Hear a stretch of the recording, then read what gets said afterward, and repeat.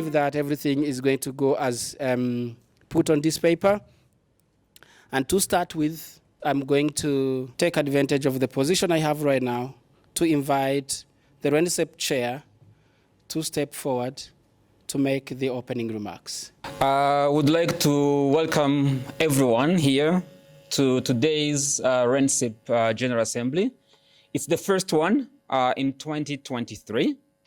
I'm glad we have the acting DDG in charge of ICT from REP in the room with us today. And we also have Dr. Christine. You've worked with her at REP, so you know her very much. So it's a pleasure to have you in the room today as well. And having all RENSEP members and those who are willing to become members of RENSEP this year. I can't go on without first thanking EDC, Education Development Consult, for hosting us in this beautiful venue. Thank you very much for taking your resources to ensure our today's General Assembly takes place in a very conducive environment. I would also want to recognize the World Spring Foundation for an important role they play in supporting RENSEP through hosting the website. The RENSEP website is hosted under Wellspring, and they do a lot of support work to ensure our data is updated and making sure our mailing lists are in order, although we've been facing some challenges, but they have been there for us. This General Assembly of today marks the end of our term as current co-chairs. As you may be aware, over the last term, Save the Children has been chairing this platform, and the platform was co-chaired by World Vision. So I would like to recognize Egidia, who is in the room as well. And before I finish my speech, I will invite her to say a few words as well. It has been an immense honor to serve in the capacity of RENSEP chair, to represent, coordinate, share information, and learn together with you as we are doing today.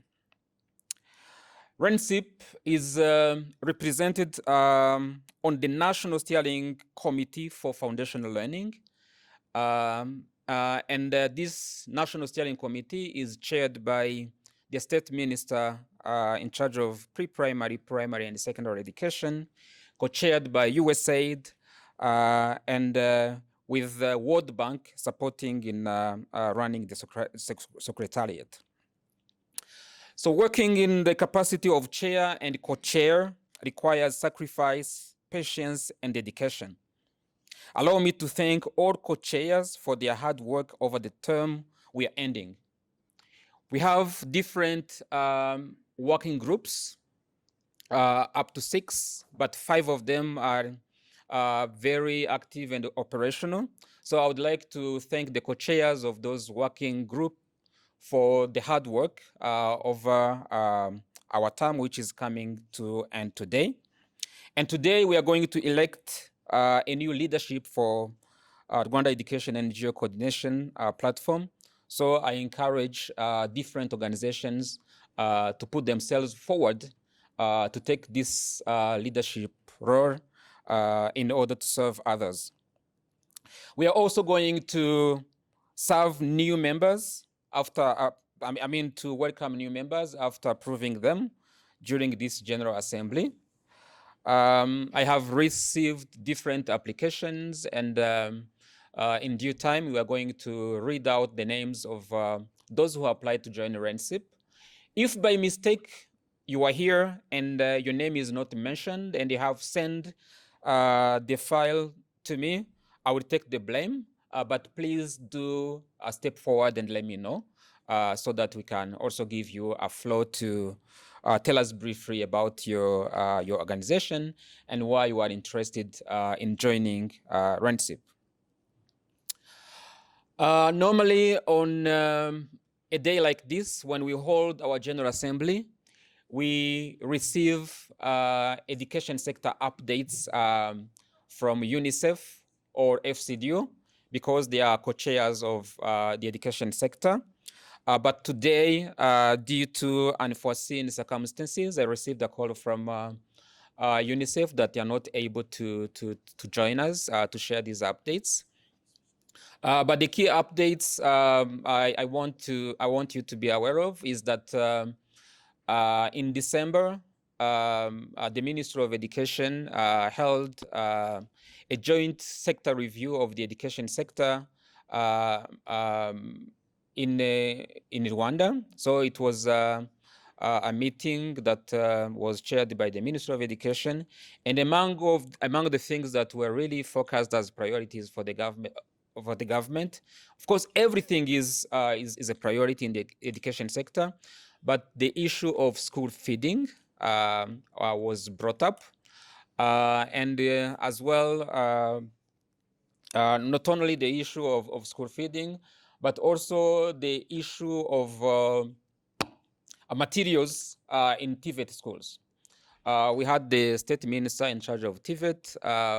It's great that different NGOs are supporting by building capacity of teachers in different domains. But when it comes to resources that are to be in schools, for example, if you are teaching science and the school does not have science kits, so it's going to be a big challenge. So if you are training teachers on how to teach science and you are not providing them with the science kits children should use, so it's going to be a big challenge. So they encourage us to also think in terms of supporting the ministry to provide those gadgets, those kits that are needed for learning to be efficient. Foundational learning is also another key priority for the government, given that we still have a number of children who finish primary school unable to read at grade level. So the government will continue to invest and to work with partners to ensure children's literacy and numeracy improve at the right level. So these are some of the updates I can share with you, but we'll be able to share with you some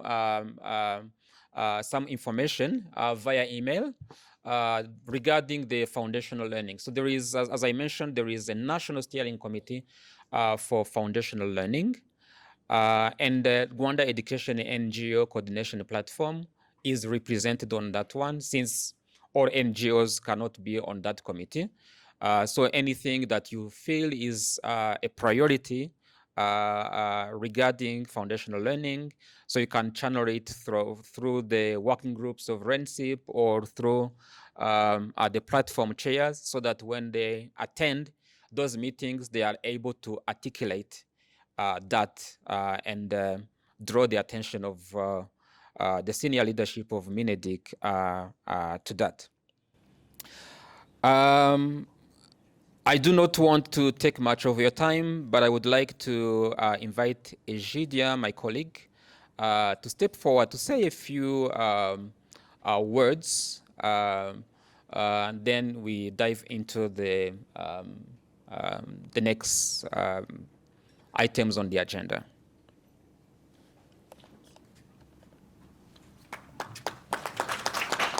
Thank you, Patrick. Thank you. Just for giving me this opportunity. I would like to take this opportunity to welcome you all once again. Thank you for coming. Thank you for joining us. Thank you just for honoring our invitations for this General Assembly. Also want to recognize REB representation. Diana, you are welcome.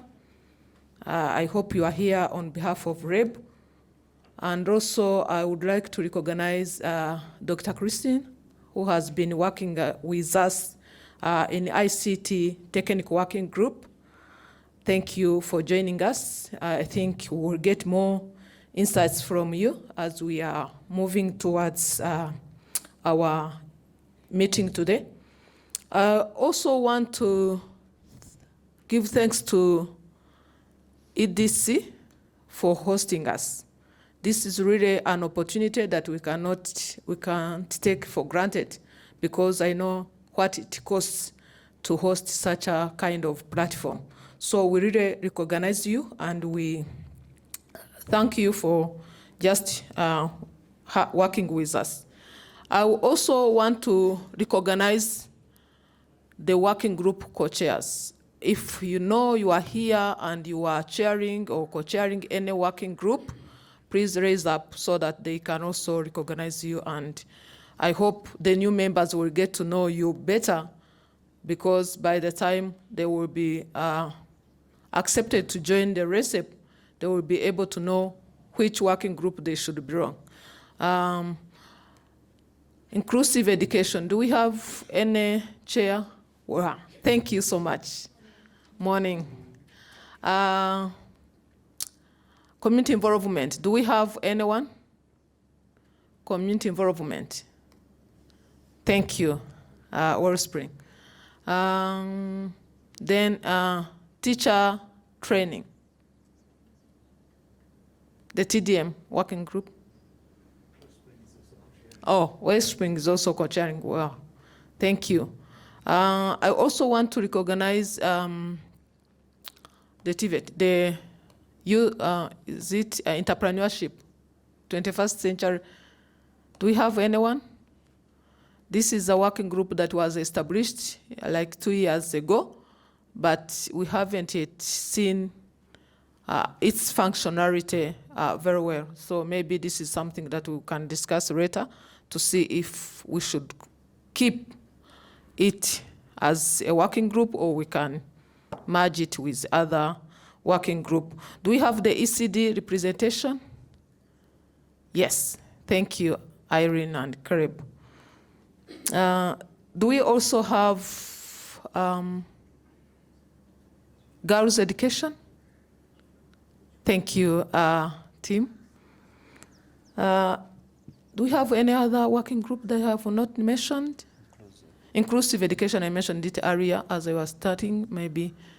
Yeah, thank you so much. That is, I wanted to know that, just to recognize that whoever wants to be in any of those working groups, please consult those people.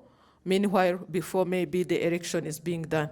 Thank you. I also want to give thanks to Chair for the hard work. This is an opportunity to also recognize and give thanks to Chair, Save the Children, and particularly Patrick, because I was always working closely with Patrick on behalf of Save the Children. Thank you so much for the work that you have done in terms of bringing together the members of RECEP, but also keep them engaging and also connecting.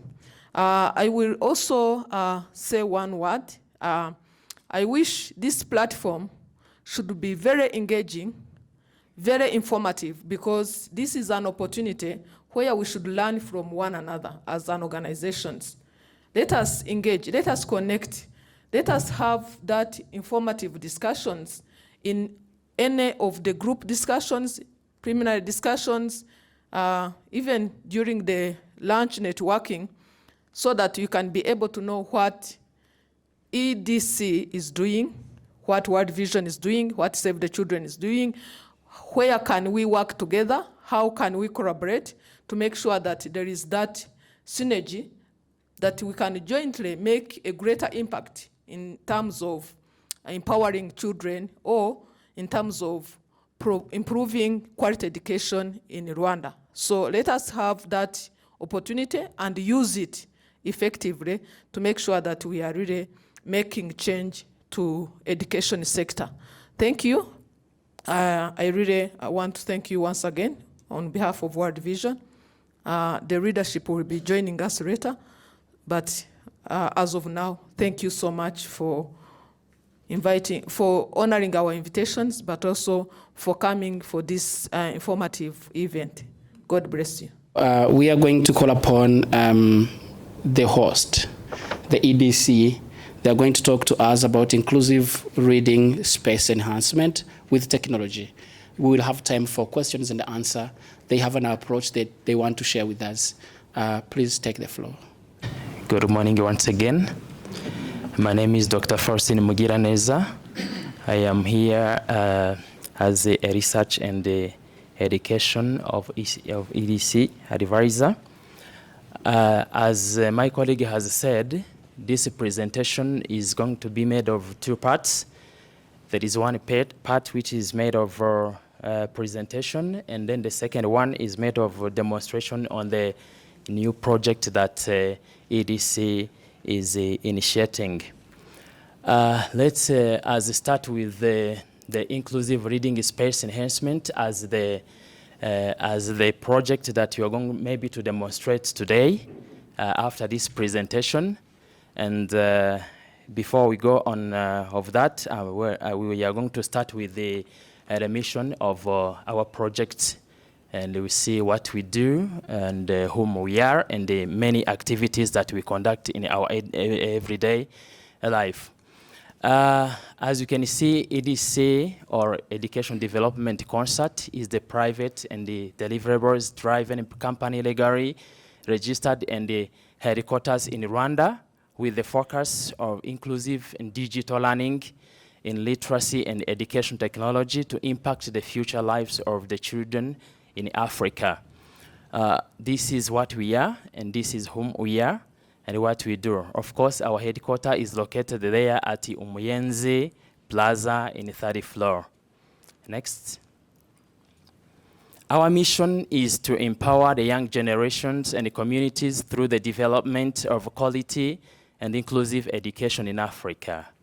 This is our vision, to be a champion for improving the quality of education and transforming the lives of the low-income families in Africa. We ensure that all children are included in quality learning in Africa. Okay, next. Education Development Concert is using a result-based financing approach to speed up the quality of work and ensure the value of money for our client partners and donors. This is our value. We ensure that we are striving to the partnership. We strive to establish and sustain the fruitful partnership. Just we try to connect with the other people in order to make partners. We act with honesty and integrity. We strive to be true in whatever we do in all locations we operate. We work for excellency. We strive to empower and equip people to serve to the best of their ability and develop high quality, innovative models of practices that can be shared with the others. We also care, we protect, and we try to protect children and the community. And then the last one, but not least, we work as a team. We work together as a team. We ensure that we are working with the other partners and the stakeholders. Next. Of course, this is our service that we deliver. Normally, we write books, and we share books, and we publish books, and all of these books are related to the inclusive book into the digitalization. The development of inclusive and play-based teaching and learning materials. We also strive to work to deliver all our activities based on the research and the assessment that we conduct. So we also strive to develop teacher capacity development. This is Inclusive Reading Space Enhancement with Technology project, and I would like to call upon my colleague to come to continue with the demonstrating on how this project is going to be carried out, which is called the EDC-Soma, which is an app made in order to assist all students learning, especially through reading perspectives. Thank you very much. Let me call my colleague Cyprian to continue with this inclusive reading space enhancement technology. Thank you very much. Thank you so much, Foster. Basically, after having those researches in place in different districts, so we come up with this idea, and we are now piloting it. And apart from that, we thought that we have a lot of publishers here in Rwanda. Organizations, REB, are printing different books and taking them in community libraries, in schools. But we thought, how the learners with visual and hearing difficulties are accessing those books? How? So we come up with this. So Education Development Consult has initiated that project, and we are catering for all learners as a peer universal design for learning principles. So we created an app called EDC-Soma mobile app with the use of any Android device. So any Android device, including mobile phones, can access that mobile app. So next. So the project is made of 3 parts. The part number 1 is writing those books. So under technical guidance from Rwanda Basic Education Board, EDC has written and published 134 different titles of storybooks in Kinyarwanda, English, and French, and they were approved by REB to be used in Rwanda schools. So, of course, the writing process is ongoing with the aim of reaching 1,000 titles of story books. So once we are reaching that, now we are done with the support of inclusive reading space enhancement technology in Africa. So this is the second part. So to access the books, EDC has created the mobile app called EDC-Soma, and inclusively digitized some storybooks as model to clients and partners. The books include sign language and voice audio to cater for all learners' needs as a universal design for learning principles. As we told you, for us, we are using RBF, result-based financing approach. What we do, we read different reports. We identify what are the challenges that are happening on the ground. Then we found out the solution. We pilot it using our money. Then we present it to different stakeholders to see who the client who can buy in. After having that client, so we agree on the contract on how it will look like, and then we use our company's money. We go and implement the project, and the reimbursement is done after making sure that the deliverables are in place. That is our approach. So that is one of the innovative solutions that we're looking for, helping learners with disabilities and how they can access books so that we can improve their learning outcomes in instructional literacy. Next. So step number 3, it's about dashboard. So yes, we will be deploying that app so that different learners, parents, teachers can access it. But of course, we need to report to our donor, to our client, to our partners to see the progress. So that's why we have created a monitoring dashboard that we are going to demonstrate. The monitoring dashboard will indicate different information that may be required for reporting. For example, we can deploy the app. Different people in different districts are accessing it, but we need to know in which district, in which sector, in which school, in which reading club, which is active and what is not active. Then from there, this will inform the interventions, reformulation, or different campaigns. So it's a dashboard which will be helping us to know different metrics which are very important for our interventions, reformulation. So some of those information, we have the number of users, how many people who are consuming that product, from which district, disabilities, gender, as well as other different information. That is the last step of this project. Next. So this is the end of our presentation. now we are going to do the demo. We are going to demonstrate it. We are going to see how we can access that app. This book is teaching literacy, teaching numeracy, it's also teaching the value of collaboration. Those are the kind of books that we write.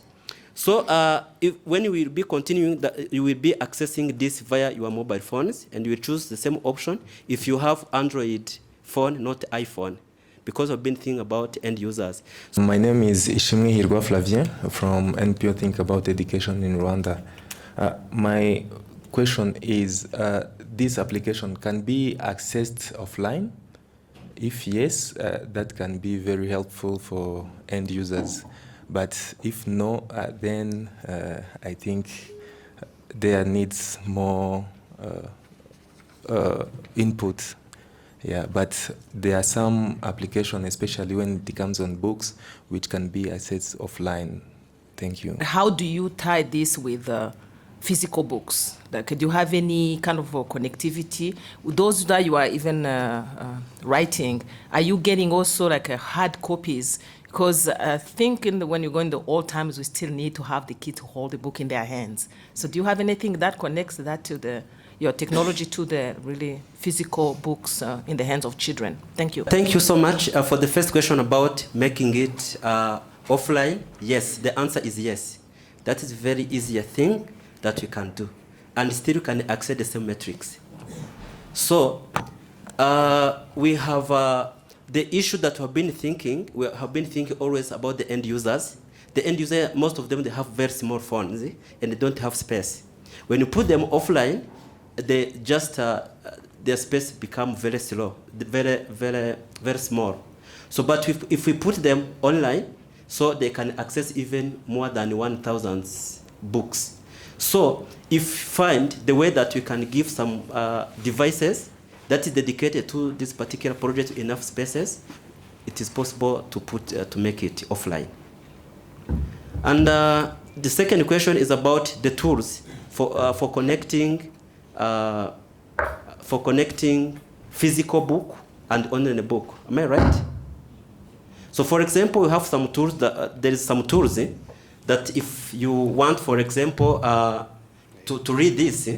And you put it here so that you can see bigger things. So those are accessory materials that can be procured. So it's accessory materials that you can bring so that can facilitate the program implementation. If the materials are there, yeah, it is possible.